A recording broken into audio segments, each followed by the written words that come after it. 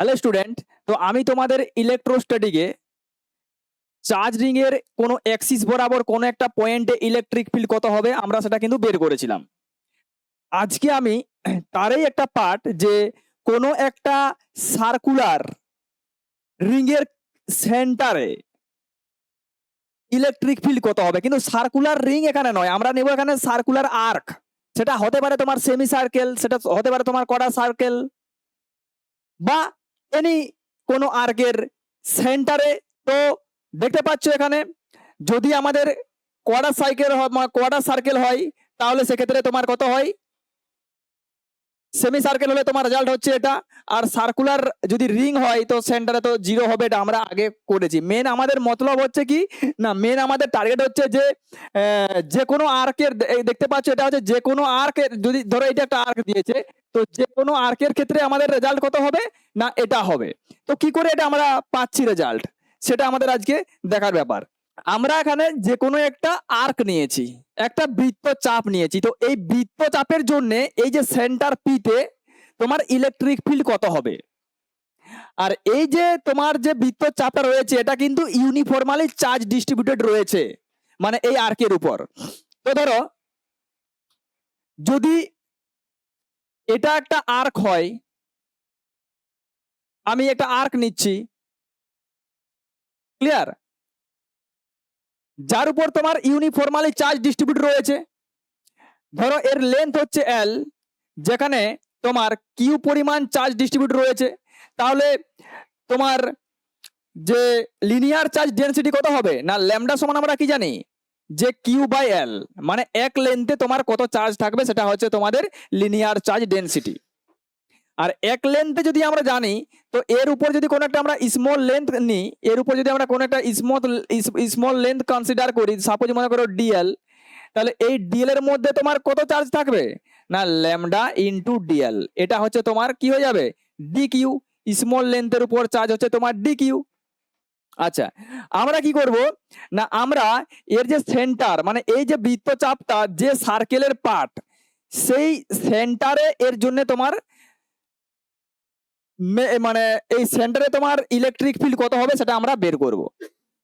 তো দেখো, যদি আমরা এটাকে ধরো আমরা মনে করি যে এটা হচ্ছে আমাদের ওয়াই অ্যাক্সিস, এটা হচ্ছে আমাদের এক্স অ্যাক্সিস, ক্লিয়ার।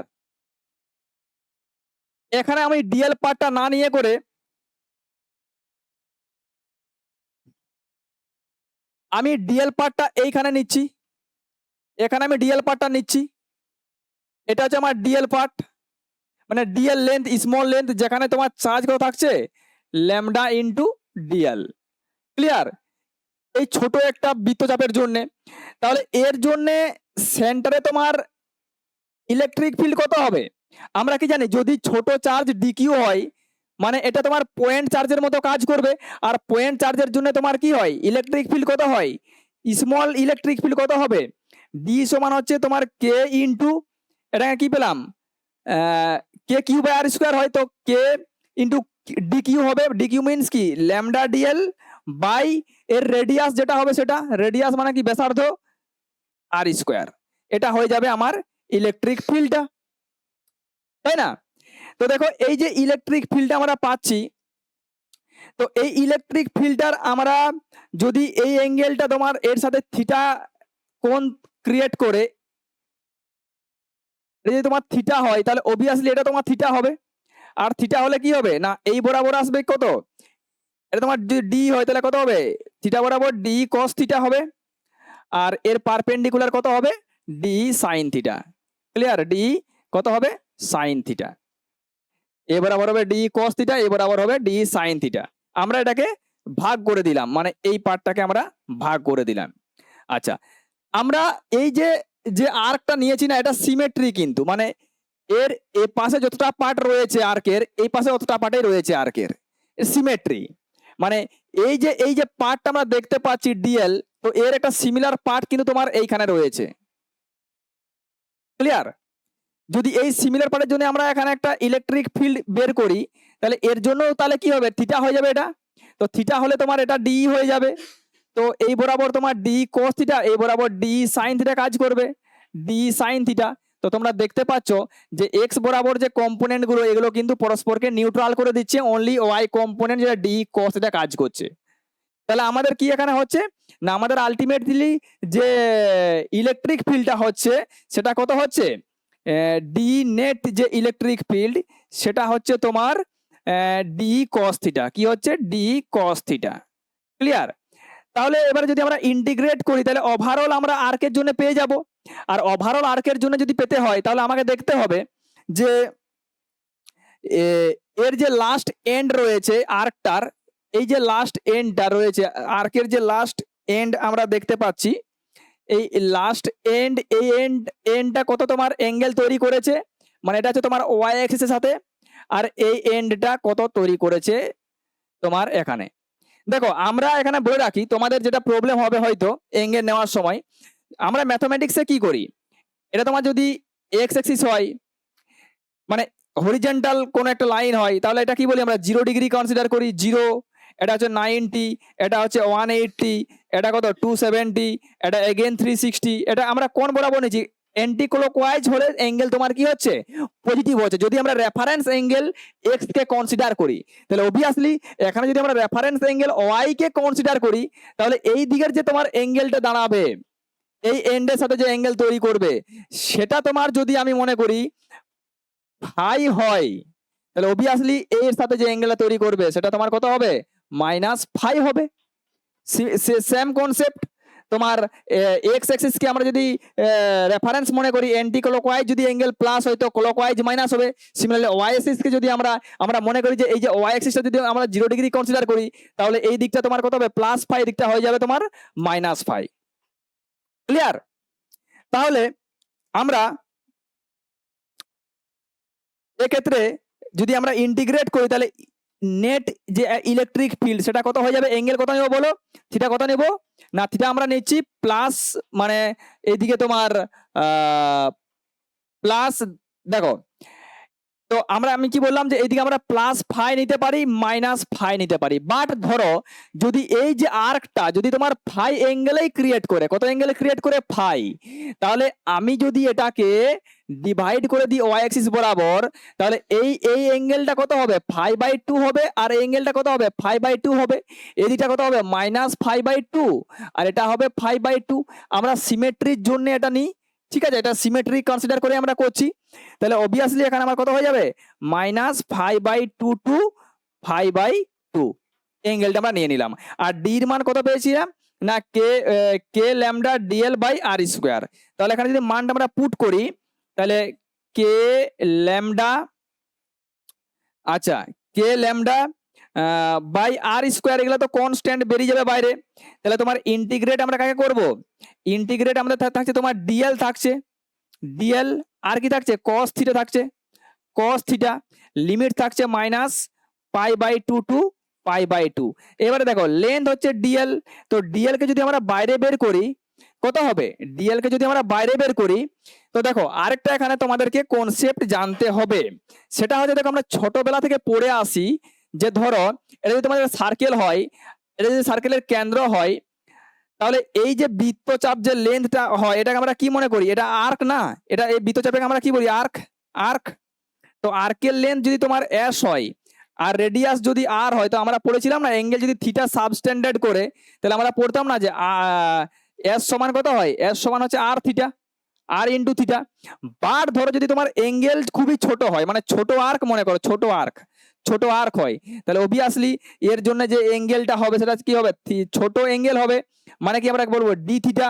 আর এই ছোট আর্ক আমরা কি বলবো, ডিএস বা ডিএল মনে করো, আমরা এল কনসিডার করেছি, আর রেডিয়াস তো ফিক্সড, তাহলে আমরা বলতে পারি না এক্ষেত্রে যে ডিএল সমান হচ্ছে আর ডি থিটা, হ্যাঁ কি না, ডিএল সমান আমরা কি বলতে পারি, আর ডি থিটা। তো আমি সেটাই এখানে পুট করছি ডিএল এর জায়গাতে, ডিএল এর জায়গাতে আমরা কি পুট করব, আর ইন্টু ডি থিটা।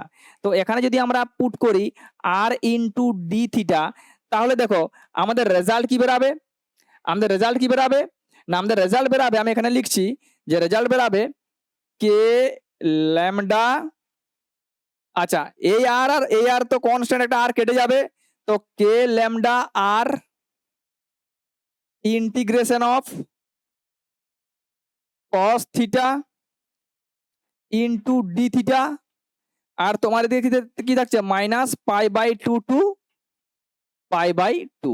এটা হচ্ছে আমাদের বেরাচ্ছে, ঠিক আছে, কে ল্যামডা বাই আর। তো দেখো যে এখানে আমি করছি, ধরো আমাদের কি বেরাচ্ছে না, আমাদের নেট ইলেকট্রিক ফিল্ড বেরাচ্ছে k lambda by r integration of minus 5/2 to 5/2 cos theta into d theta. এবার cos থিটার তোমার ইন্টিগ্রেশন কত হয়, সাইন থিটা হয়।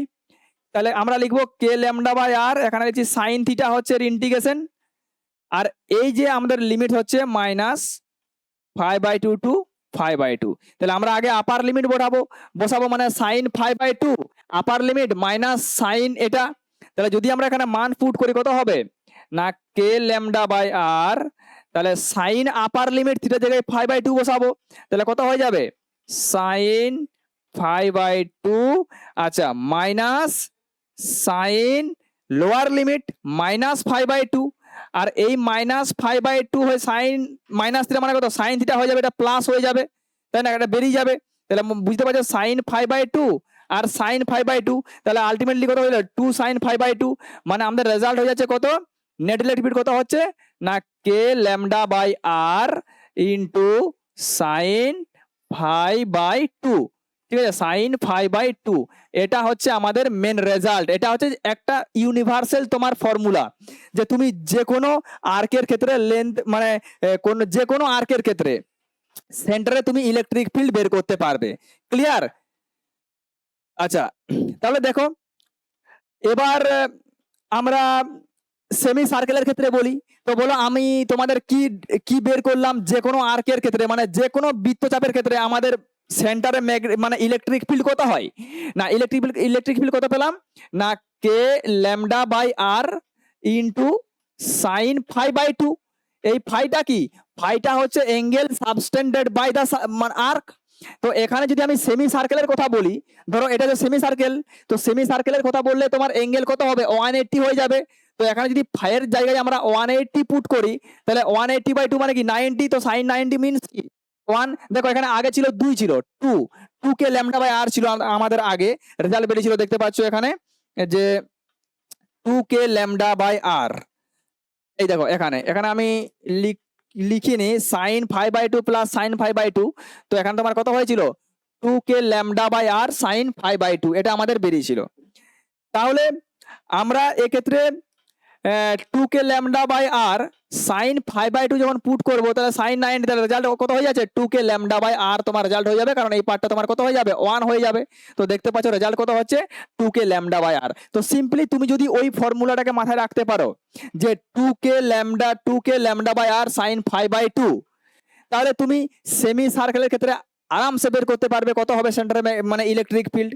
আচ্ছা এবার তোমাকে যদি আমি বলি কোয়ার্টার সাইকেল, তো দেখো কোয়ার্টার সাইকেলের ক্ষেত্রে যেটা হবে না, সেমি সার্কেলের ক্ষেত্রে তোমার সিমেট্রি কেসটা আসছিল, মানে এ পাশের অর্ধেক কম্পোনেন্ট মানে অর্ধেক বৃত্তচাপ আর অর্ধেক বৃত্তচাপ এগুলো তোমার মানে তোমার সিমিলার ছিল আর কি, মানে এলিমেন্ট গুলো সিমিলার ছিল। মানে ধরো যদি আমরা এটাকে ওয়াই অ্যাক্সিস মনে করি, এটাকে এক্স অ্যাক্সিস মনে করি, তাহলে এইখানে যদি একটা এলিমেন্ট কনসিডার করি, এই এলিমেন্টটা আর এই এলিমেন্টটা হচ্ছে সিমিলার, একই এলিমেন্ট, মানে এর যা এফেক্ট আর এর এফেক্ট কি হবে একই হবে, এটা হচ্ছে সিমেট্রি, ঠিক আছে। কিন্তু যখন আমরা কোয়ার্টার সার্কেল করব, তো এর ক্ষেত্রে কিন্তু দেখো সিমেট্রি কেসটা কিন্তু নেই।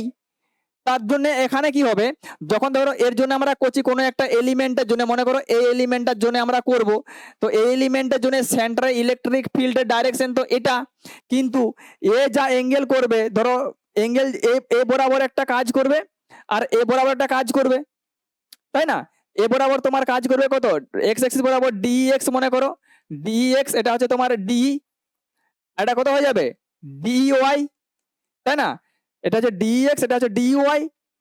এবারে দেখতে পাচ্ছ যে ডিএক্স এবং ডিওয়াই, এখানে দেখো আমি ভালো করে তোমাদের লিখেছি যে এটা তো তোমার ডিএক্স ডিওয়াই কাজ করবে এখানে, এটা যদি আমরা রিজলিউট করে দিই, কিন্তু দেখতে পাচ্ছি আমরা কি যে এই যে ইএক্স এর মানটা মানে এটা আমরা ভেঙে দিয়েছি, মানে এটাকে আমরা রেজলিউশন করেছি যে ডিটাকে আমরা ভেক্টর বিভাজন করে দিয়েছি, সেখানে ইএক্স এর মান আমরা কত পাচ্ছি কে ল্যামডা বাই আর পাচ্ছি, কে ল্যামডা বাই আর।